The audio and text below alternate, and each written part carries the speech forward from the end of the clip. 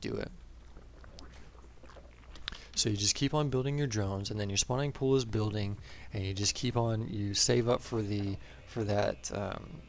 you know, for that 100 gas, 100 minerals, and then you build another overlord, and you just keep on going based off of that.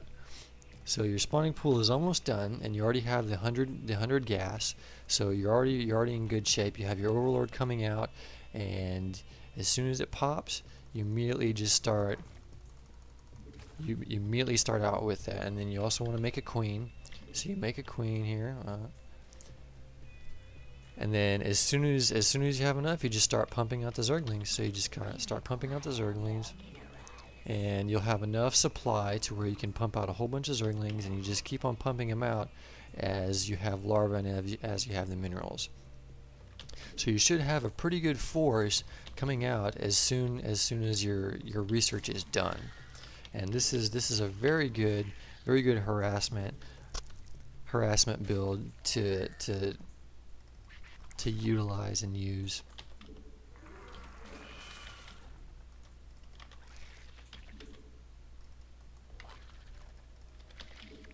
And that's pretty much it. So as soon as you want to keep up with your overlord production and whatnot. And I failed to get those guys over there, but you want to keep up with your overlord production. That way you don't run out of supply. You just keep it up, and by the time your research is done, you're going to have quite a bit of Zerglings out and ready to go. So this is what I like. This is what I do as far as the Zergling or the Speedling build.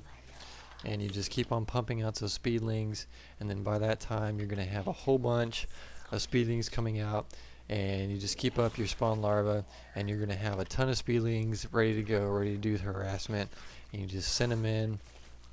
And then once you have your Speedlings going, you just want to have your hatcheries, set to go to wherever your Speedlings are, and then you just keep on and you do your harassment and do whatever you need to do. So that's pretty much the Speedling build. It's a really good build. I love this build a lot. And now we're going to cover the roach build, and that's if you're going to get attacked, or you're going to get attacked by by a whole bunch of zealots, or if you just want to do a roach build. So let's go ahead and look at the roaches.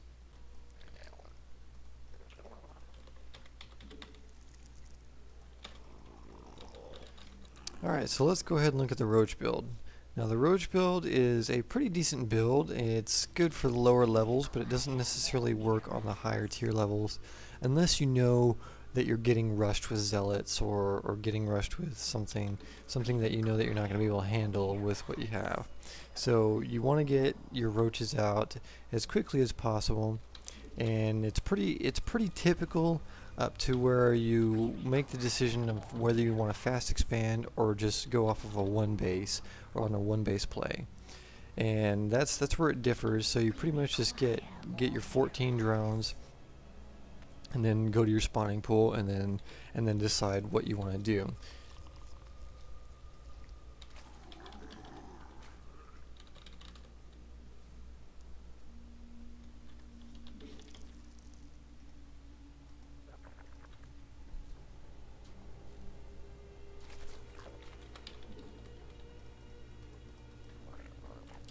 So now that I've got my 14 drones, I'm just going to save up to get a spawning pool, and then once the spawning pool starts to build, I'm going to start up an extractor. That way I can get some gas coming in, because roaches do require a little bit of gas. It's not too much, but they still do require some. And you want to get to that magic number of 10 roaches as fast as you possibly can. Now the thing about roaches is that they require quite a bit of supply, which is 2 supply. So you always want to keep that in the back of your mind, that you always want to start making overlords, or as many overlords as you can, without really putting a detriment to your economy. So you kind of want to just keep up your typical overlord production, and that's where I usually get it at 15, or I typically get it 3 before my supply is up.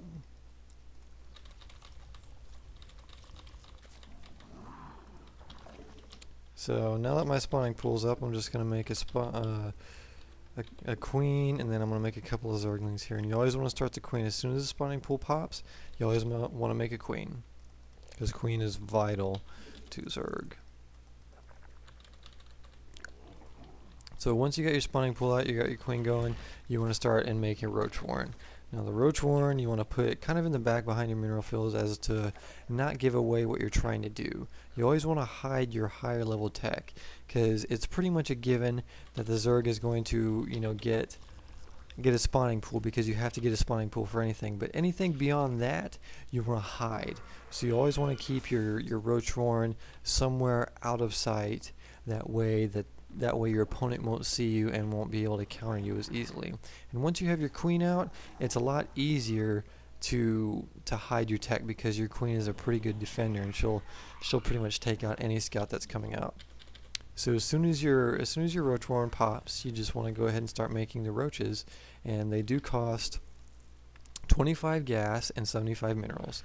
So you just keep on pushing out the roach production, and you'll eventually have, you know, a bunch of zerglings and a bunch of roaches, you know, at the same time. And then that's pretty much the roach build right there. It's not very difficult. It's pretty straightforward. You just keep on popping out the roaches, the roach production, and you can have a pretty sizable force, you know, in a good amount of time. So you just keep on pushing out the roaches, and you have zerglings backing them up. And if you get attacked or if you get rushed, you know, you can always, you know, use your roaches and have your zerglings there. So that's the roach build. Let's go ahead and look at the baneling build. Alright, so now let's go ahead and look at the baneling build. Now the baneling build is a little bit different from the roach build, but it's pretty much the same basic premise, and that you get your spawning pool out, you get your extractor out, and then you start mining gas, because, you know, banelings are going to require gas, and you just keep up the unit production, you keep up your zergling production and whatnot, and you always want to hide your tech. So like I said, you get your spawning pool out, you start making a queen immediately, and then as soon as you have enough, you just go ahead and you build a baneling. Now a baneling's nest requires 50 gas, so you're going to want to get that gas as fast as possible and then immediately start building it. I like to put it behind the mineral line on maps that, you know, don't really where you have the advantage of putting it behind there, and, you know, units can't really get behind you. Otherwise you just want to hide your tech. So as soon as that comes out, you want to go ahead and you want to start building zerglings. Now you're going to need a whole bunch of zerglings, and you want to save up your gas. You want to save up as much as you can as far as gas, because you're going to be making a lot of banelings. So just want to keep on building the zerglings, and as soon as the baneling's nest pops, you're going to want to start making a couple banelings. But you also want to keep up your zerglings, because like I said earlier, banelings are more of a support unit. So I always want to have your zerglings behind you to kind of support the banelings here. So you just want to make a couple of banelings here, or as many as you can, and just keep up the zergling production. And then once that's happened, you can pretty much just use your banelings however you like. You can go over there and start some harassment, do a teardown, or a baneling blast, or a baneling push against the Terran player, or whatever you want to do. But that's pretty much the baneling build. It's pretty straightforward, but pretty simple. So let's go ahead and look at some, oh no, I'm getting rushed builds here. I'll show you how to kind of just effectively micro your drones in case you get rushed by some zealots, or you're not prepared, you get rushed by a whole bunch of zerglings, and you can usually come out ahead if you do it right. So let's go ahead and look at that.